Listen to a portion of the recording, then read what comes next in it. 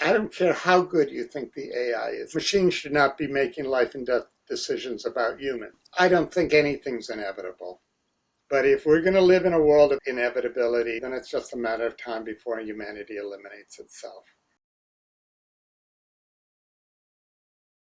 Welcome to the AI in Warfare podcast.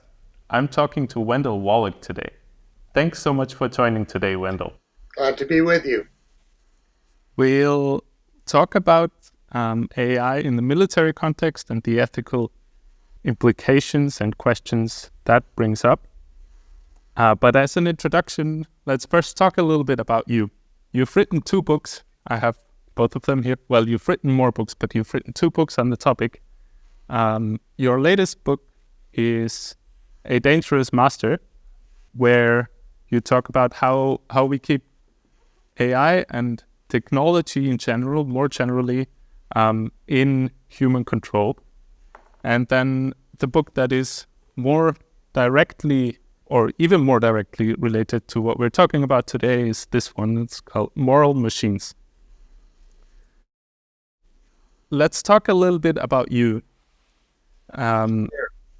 So we kind of know where you're coming from and know where your ideas are coming from. You're a philosopher at Yale University. Is that right? Do you like to call yourself a philosopher? I have no problem being a philosopher, though I usually call myself a transdisciplinary scholar. Right. And my involvement with Yale is pretty peripheral at this point. I chaired technology and ethics studies at the Yale Interdisciplinary Center for Bioethics for about 11 or 12 years. But I am trying to be semi-retired. I've reached that age. It's just that I have been in the midst of this world of emerging technologies for more than 23 years now.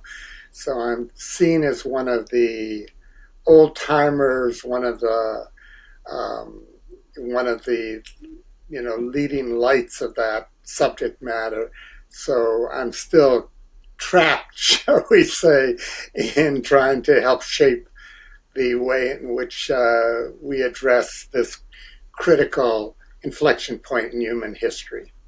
Right. That's a good point to be trapped in, though. Yeah.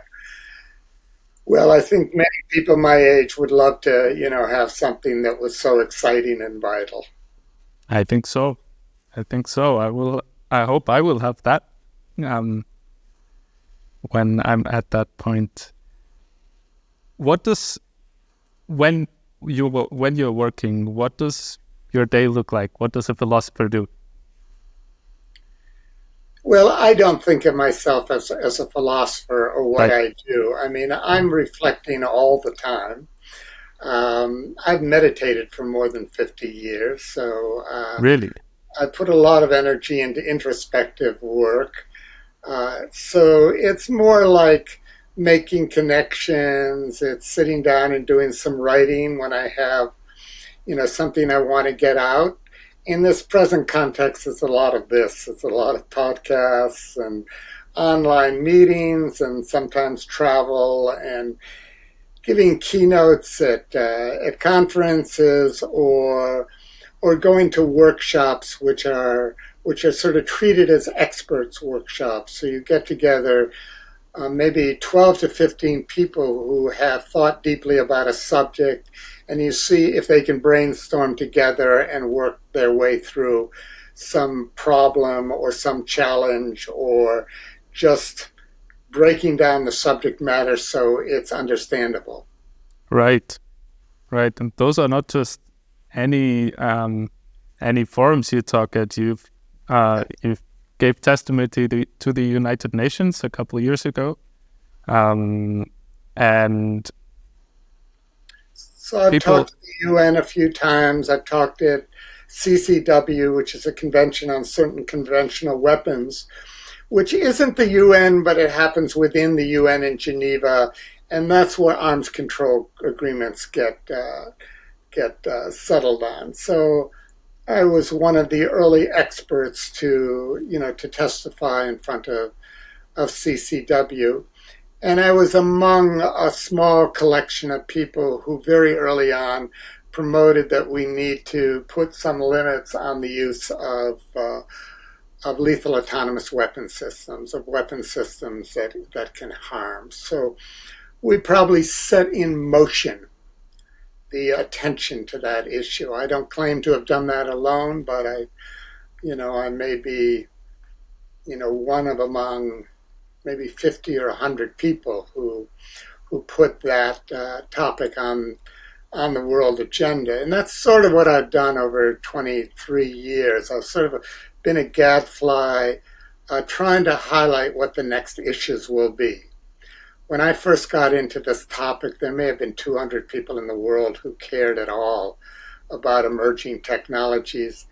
And as I like to say, most of those were transhumanists, people who wanted to enhance their own capabilities and were very concerned that governments would get involved and interfere with that.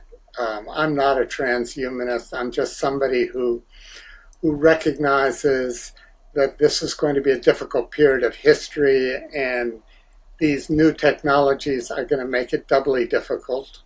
And therefore, I'm just doing what I can to see if we can find pathways that give your generation and the next generations a fighting chance. Yes. How come you cared, especially at a point where this was not mainstream at all? What brought you to this topic? Well, that's not so easy to tag. I just think that's probably who I am. Right. But it wasn't so focused on emerging technologies until, let's say, about over the last 20, 25 years or so. But I mean, in the 1960s, I was involved in civil rights movement, in the anti-Vietnam War movement. So I've always had these concerns. I've always had the concerns about the betterment of humanity, but they became more technologically focused in the last 2 to 3 decades. Right. Right. Then let's talk about these issues. Let's talk about emerging technologies, and especially about AI in the context of warfare. You propose that we should ban autonomy, in some form of autonomy, in the military context and in general. I think I'm putting it right when I say machines that make autonomous targeting decisions and can kill people autonomously. What exactly? I've said that machines should not be making life and death decisions about Exactly. humans. But that, of course, begs the question of when the machine is just an extension of human will and intention of the generals or the strategy planners. So that opens something up, but that also gets us into the weeds. And that proposal comes out of my reading of international humanitarian law, the laws of armed conflict, which have developed over the last few thousand years, been codified more recently in Geneva and Helsinki agreements, but they are largely about protecting civilians during warfare and making warfare slightly more humane. And at least nearly every country gives lip service to them, but I've watched Russian diplomats give lip service to them, but whether that's really guiding decision making in the Ukraine or even in the war with Hamas in Israel is subject for considerable debate. Mm-hmm. And in this context, what exactly do you think we should ban, and what could a ban look like on this level of international humanitarian law? Well, that's very difficult, and that's where we get into the weeds. And that's what actually constitutes a lethal autonomous weapon. Is it offensive? Is it defensive? When we talk about A term that came into being during the second year of experts meetings in Geneva at CCW was meaningful human control. Mhm. So, what actually constitutes meaningful human control? Can we have meaningful human control? Do we, when we're dealing with defensive weapons like Patriot missiles or Iron Dome, uh, are they are they acceptable to be on an automatic in an automatic mode? So we get into this whole thing about, well, what's the infrastructure of these systems? At what place, where do humans have to be engaged in the decision making process? There was a term that came into being whether humans were in the loop of decision making or on the loop. Mhm. And they didn't necessarily have to make the decision, but they were there to intervene if necessary. And you get into questions as, well, can humans really intervene? Will they intervene? Or will they just rubber stamp what the machine is proposing? Right. So what has evolved over the last, I don't know, it's almost 10 years of this discussion now. It's actually more than 10 years of this discussion, is a very rich body of reflection, um, diving into the complexity. But I think essentially people know what is being proposed. That machines making these decisions is unacceptable, and then it's a question of whether or not they want to endorse trying to find a way to limit their use, or whether for strategic and security reasons they still want to have such weapons. Right. Um, let's try to narrow this down a little bit by more concrete examples of things that people are talking about, and maybe also things that you very clearly think should be banned under a potential new law. So what would be a concrete example, kind of a mental image for a weapon systems that you think should not be in existence or should not be used? So I think a weapons system that there has not been a clear cut a clear cut line of authority where humans are taking responsibilities for its actions should not be deployed. Mhm. And in taking that responsibility, the humans, or at least those who work under them, are also monitoring the actions of that system, and to the extent possible in real time, giving the system a go ahead if it's going to take an action that will kill somebody. Yeah. And when we talk about kill somebody, presumably we're talking about killing combatants. But you always have difficult situations where what you have to do to kill a combatant or a high level target, such as a high level terrorist or something, may entail civilians also getting killed. And then the question is, what level of proportionality? Proportionality is a word associated with international humanitarian law. What level of proportionality is acceptable? Right.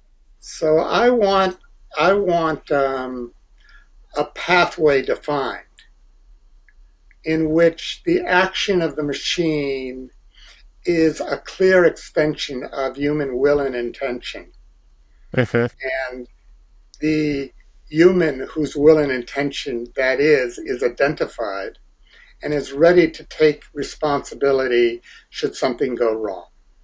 Do I Right. think that will be sufficient or adequate? No. But I would at least like to see that. There will be times that no human will anticipate what the machine is going to do. There will be other times where what the human believes will be a high a mission that has a high likelihood of success fails, and not only fails but may even escalate existing hostilities or create a new war. So that has to be taken into account too.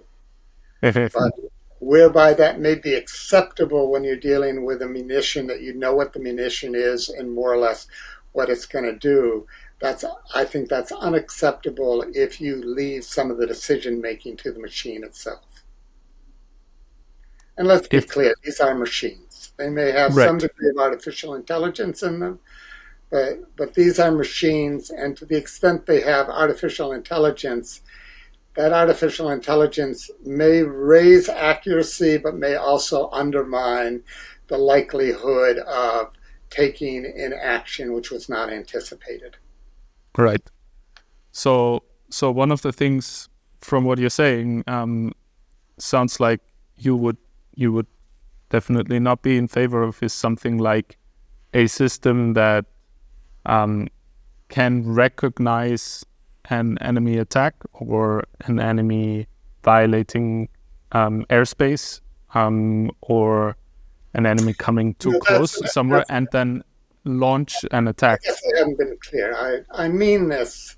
I mean this in terms of systems that are initiating hostilities, Right. Yes. and not even just responding to yesterday's hostilities. Right. Yes. So a system that is responding to a near time attack from an adversary, that's largely considered to be a defensive weapon. Now, what is actually defense and what is actually offense you can get into the weeds on that. But I don't reject Patriot missiles and Iron Dome and systems that are basically set to intercept a missile attack from an adversary. Right. But another thing would be if, say, the Patriot system would not only shoot down the incoming missiles, but would immediately launch a retribution attack. That would be a Now, very that different I would be beast, against. right? Yeah. Right. Retaliation requires a human to take an action. Right. In the So context of that's the Doctor Strangelove scenario. The Doctor it is Strangelove the scenario, doomsday machine. yeah.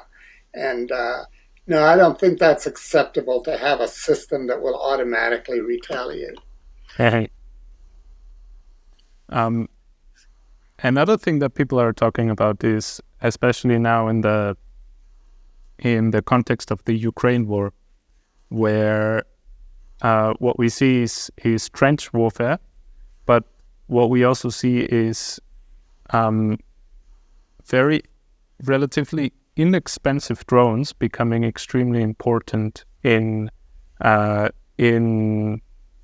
basically every part of the front line, Mm-hmm. where a small team of operators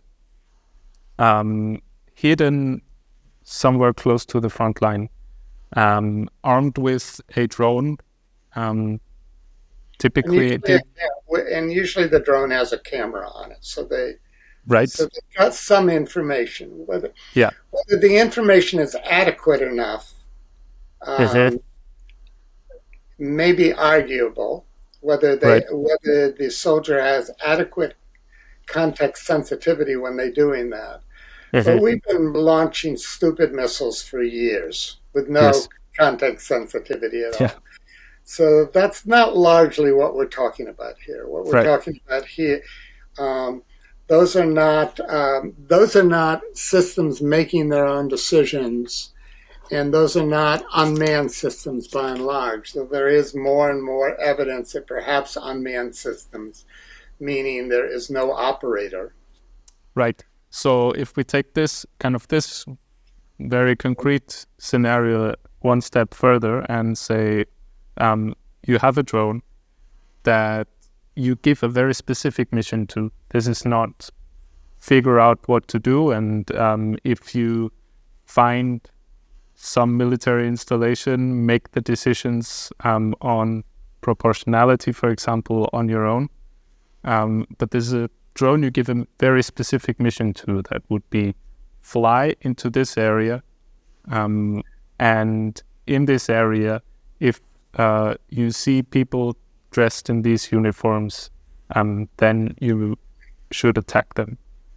So this is somewhere in between.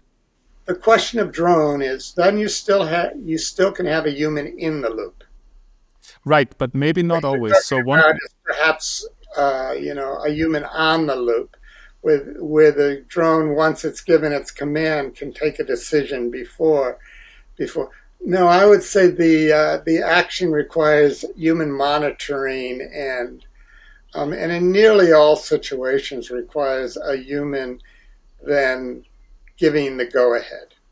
right. So you would, for example, be very opposed to a drone um, that carries out such a predefined mission by itself and does not have a communications link, because the communications link right now is one of the biggest weaknesses of these systems. They make them very detectable, and they make them very vulnerable to things like jamming. So a system that would fly the missions that are flown already today, but does that autonomously, it sounds like you would be opposed to that. So that situation comes up in a couple areas whereby you have very poor communications link. Mm-hmm. So underwater, you would have if it was a submarine, for example, you'd have very poor communications link. But it also then depends upon the risk and lethality of the weapon. Yes.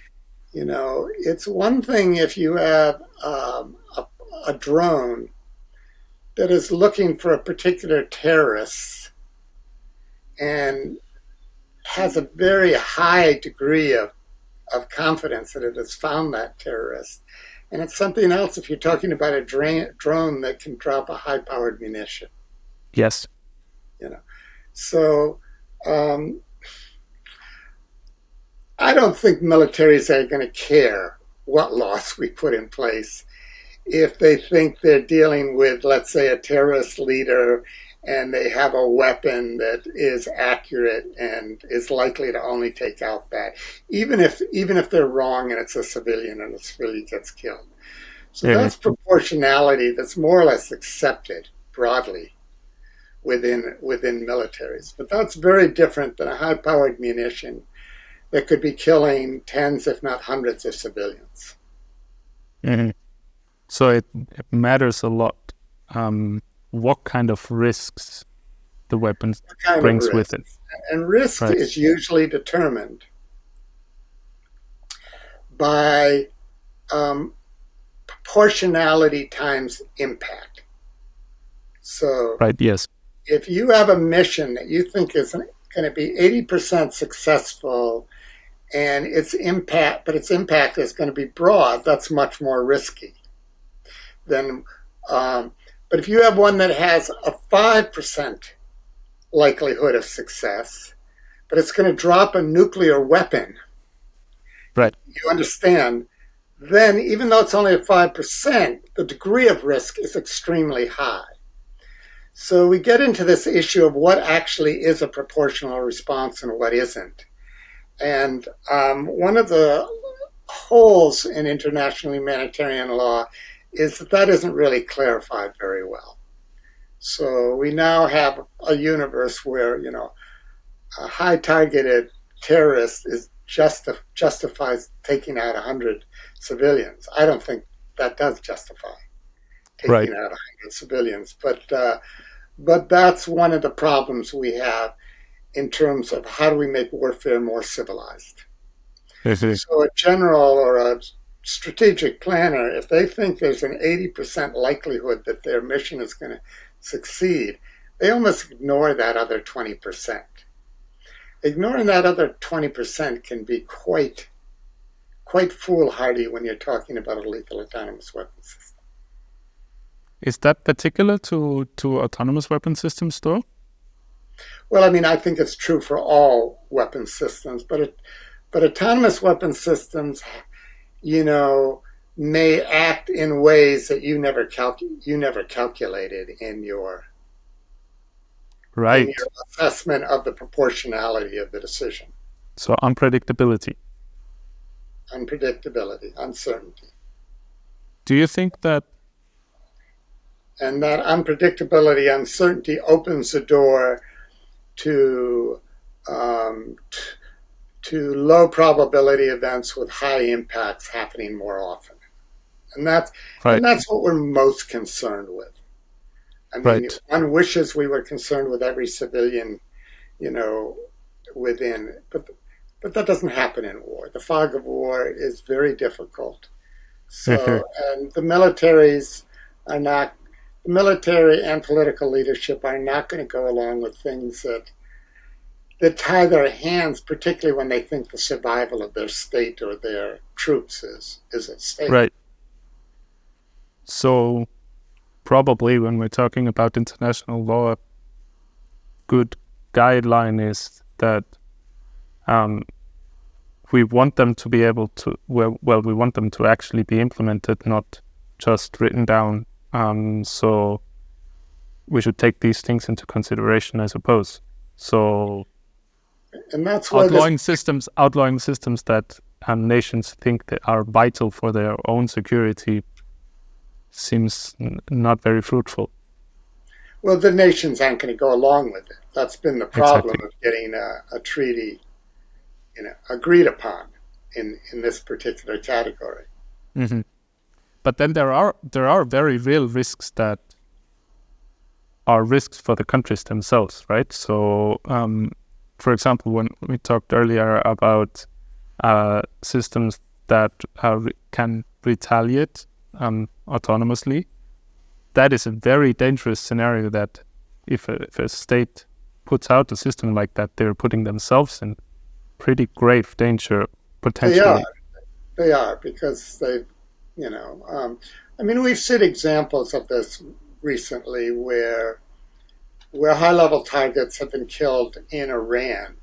And then Hmm. Iran had to go through a rather difficult, Iraq, excuse me, not Iran. Iraq had to go through a very difficult process about whether, based on that, it was going to create an escalation with the United States and Israel. And they Right. decided in the end it largely was not worth it. They would do something symbolic, but they would not. So I think that's the important thing is you want leaders. So sorry, those are the killings in Tehran you're talking about, right? Right, right. Yes.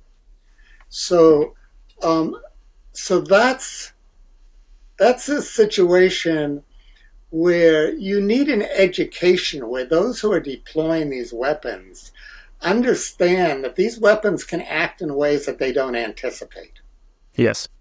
and whereby they wouldn't take an action, let's say, to escalate to full scale warfare based on one of their generals being killed. One of these weapons might, Yeah. depending on how it was designed, how it was programmed, Uh, how it assessed the situation at hand. uh, Those are not.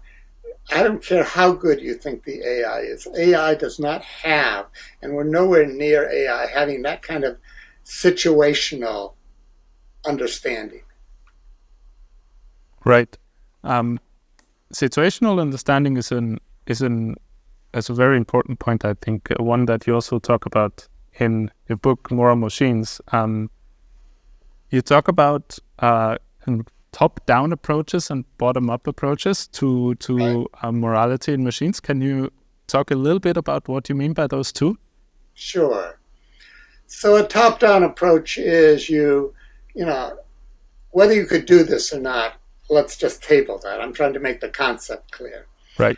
But if you could program the Ten Commandments, that would be a top-down approach. It would say any Right. violation of the Ten Commandments you don't do. Right? But that gets you into all kinds of situations about what happens if the commandments conflict, or what happens if you're in a situation whereby you're in warfare and it's offensive. Do not kill may not apply because you need to save the lives of your family. So that's what we call, rule-based or law-based actions. And rule-based and law-based actions have all kinds of limitations to them. Their strength is that they can cover a broad class of situations. Their weakness is their application to specific cases may or may not apply. So that's what we call top-down approaches. Bottom-up approaches are a little bit more different. They're more about like a child learns through experience and builds its own body of understanding. And it may even bring in its own empathy or sensitivity or something to modify even how it relates to the rules. So that's a bottom up learning of the application of morality, and it can be much more dynamic than top down. So we talk about these different approaches, but they both have their limits and strengths. And and our proposal in the end is that you're going to need hybrid approaches that you have learning systems which have their own situational awareness, but then they may have to subject their proposed actions to top-down principles to see how it fits into broader norms that are established. Right. So one thing I found very striking is that probably the most important breakthrough in AI in the couple years is such a bottom-up approach for teaching machines what we want them to do. In this case, what we want them to say or not. So the technique that originated at OpenAI that has been very successful in so far very successful in teaching ChatGPT what we want the algorithm to say or not is called reinforcement learning with human feedback, which is basically by example giving the machine instructions, but not very explicit. So that will be a bottom-up approach, right? Not necessarily, because not being explicit would be more about the machine learning to think for itself. But let us Right. be really clear. Nothing about generative AI is about systems thinking for themselves, Right. because they don't really have a depth of understanding. They're Mm-hmm. applying a body of rules to figure out in language what should come next. But that's very Mm-hmm. different than really understanding the meaning and depth of meaning implicit in the concepts that you are feeding back to the questioner. Right. So Right. it's moving toward bottom up approaches, but also don't forget these machines hallucinate all the time. I mean, All the time. basically, they can get to a certain level of meaning, and you can push them into talking nonsense or talking about things that don't even exist. So, um, you know, there's not understanding there. And Bottom up you're implies that not there's depth of sorry. understanding going on. Right. Huh? And you're not confident that this depth of understanding will come with going further in the direction that we're going in now? No, I'm not No. confident that it will come in the direction. I think you've got to. You need more common sense reasoning. You need more. Um, you need to bring in affect. You need to bring in all kinds of things that are necessary for a full situational awareness of the content of those discussions. You need to bring in embodiment. Mhm. You need to know what something feels like. The shape of a ball. The density of it. I mean, there's so much that comes into understanding um, what is implicit in the objects and symbols that we fill our life with. So I think we're a long ways away from intelligence. I think symbolic meaning is is something that has to be integrated into these platforms, and we're a Right. long ways from that. A lot of the things you say sound like we're a long way away from them, especially when it comes to um, affect and understanding what something feels like. Moral judgment, moral Moral judgment. judgment. So um, the people who think we are very close to it, I don't think they're really bringing in. They're coming up with definitions of intelligence that don't demand this degree of refinement. Right, right. So you wouldn't you wouldn't go the way Turing went and said, "Let's get rid of this question and bring in a new one." Um, that is, I don't think Turing raising that question was bad.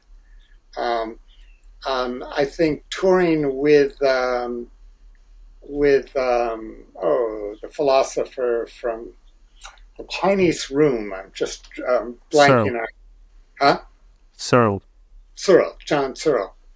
So Turing with Searle, I think, has it a point, Yeah, but that the so Searle is basically saying there's nothing about the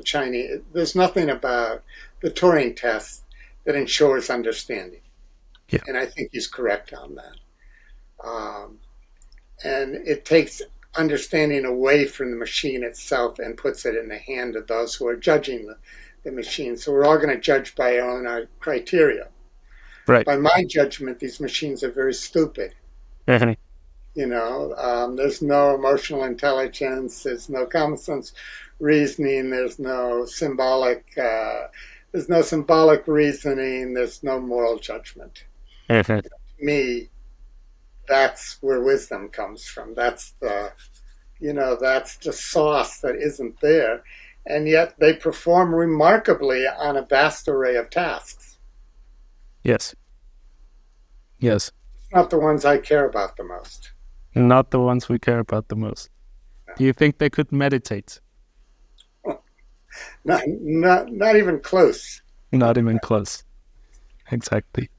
Let's bring the discussion back a They little would need bit. an affective. They would need at So, least an affective architecture to yes, meditate. yeah. Well, I don't even know what that would mean. That would be. It's hard to think about. Let's bring the discussion back to warfare, and especially you've been talking about meaningful human control.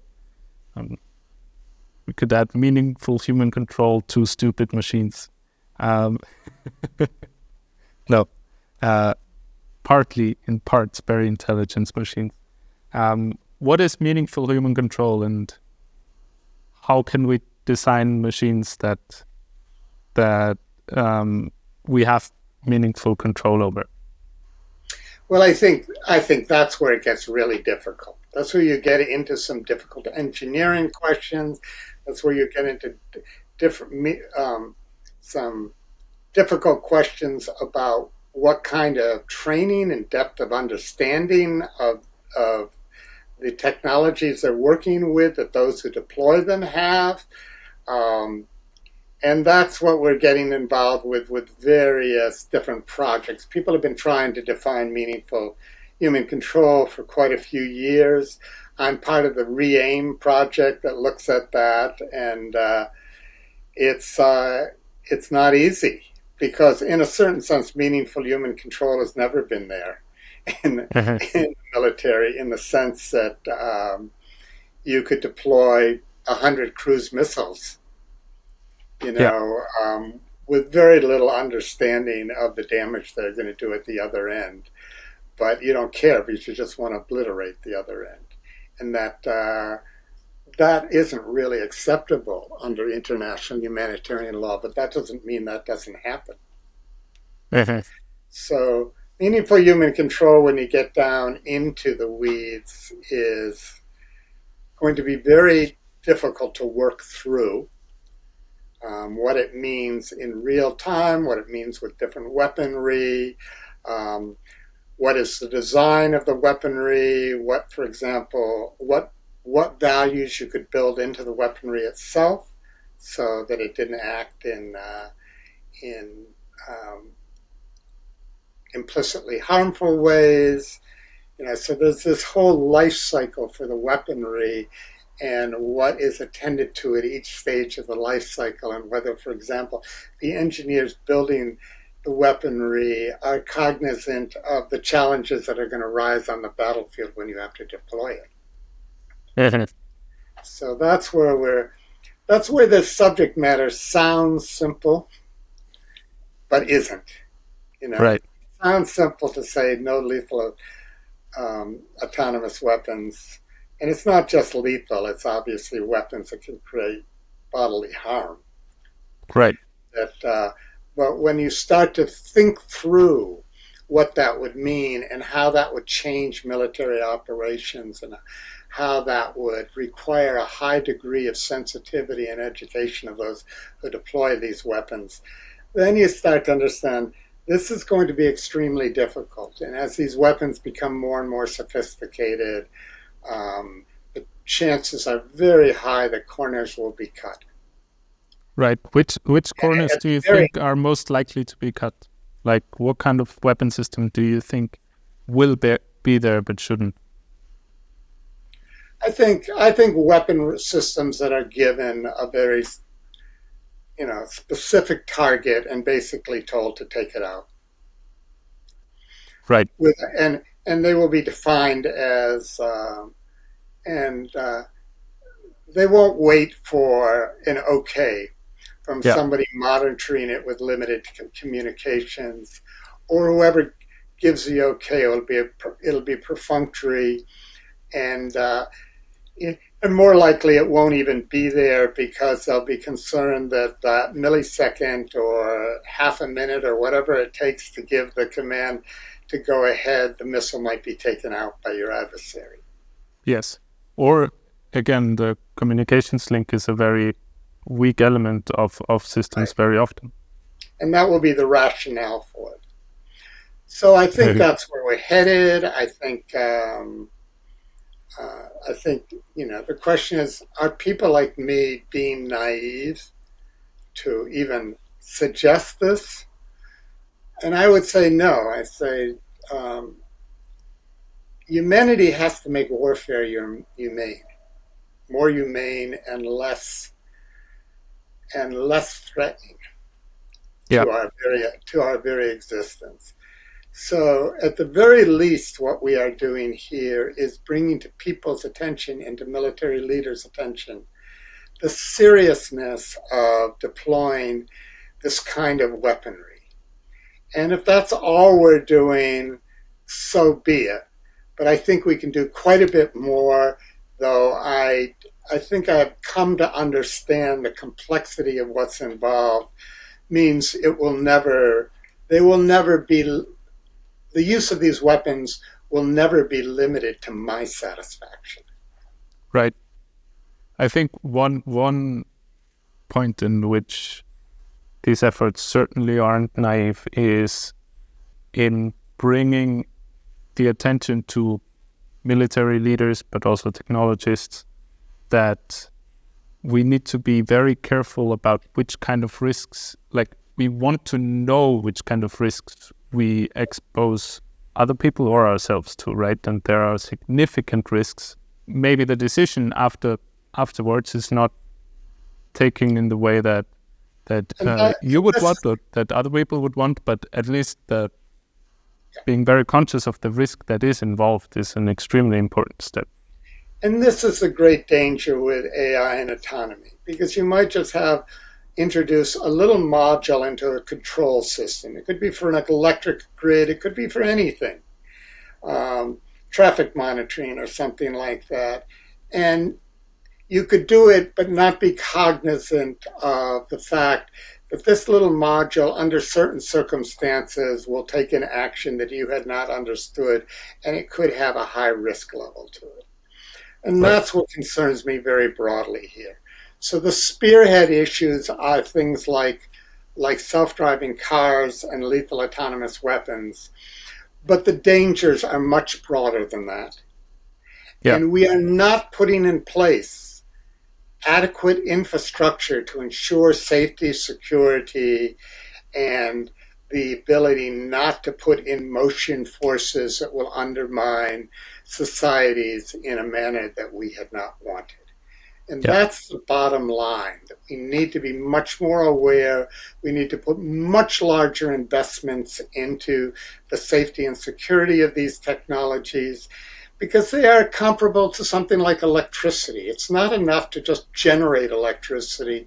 The vast infrastructure we have had to put in place to ensure the safety of electricity actually pales in comparison to what will need to be put in place if we want to ensure the safety of AI. Right. Let's talk about inevitability. Some people, some people say that autonomous weapons are inevitable because the technology is already there. We cannot stop them. How inevitable do you think these scenarios that we want or that you would like to see banned? How inevitable do you think they are? I don't think anything's inevitable. I think human will can intervene if it wants to, and those who talk about inevitability either do not believe in human will or do not want it to, or do not want human will to intervene in technologies they would like to see realized. So I don't buy into the inevitable argument. I think there's all kinds of ways in which, uh, sometimes even through a simple nudge, we can alter the trajectory. Right. But if we're going to live in a world of an inevitability, then it's just a matter of time before humanity eliminates itself. And those who talk about inevitability seem to think that's coming sooner rather than later. I think if they're right, they should stop building these weapons or they should stop building these technologies. And that will already change the course of inevitability. But they think, no, it won't because somebody else will do it. Well, that's a good rationale for what you want to do. Yeah. I think this is a great place to stop. Thank you very much for this discussion. I enjoyed it very much. I hope you did too. And And you'll do another 10 or 12 of these, and you yourself will become a great expert in this field. hopefully, Yeah. hopefully. Thank you very much. Thank you.